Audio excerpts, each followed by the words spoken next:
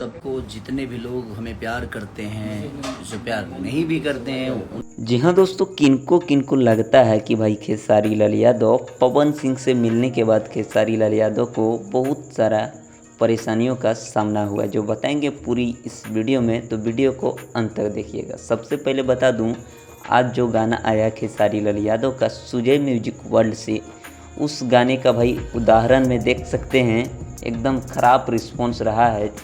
और खेसारी का fans comment यही कर रहा है कि जब से खेसारी लाल यादव पवन सिंह से मिले हैं, तब से भाई खेसारी लाल यादव का गाना एकदम ना के बराबर चल रहा है। पहले भाई एक दिन में आप लोगों को पता होगा 4 से 5 मिलियन व्यूज जाता था कोई भी गाना हो, लेकिन अब देखिएगा कितनों ब्रांड और हाई लेवल का गाना आ जाए, ज़्यादा से ज़्यादा भाई दिन भर में 1 मिलियन होता है।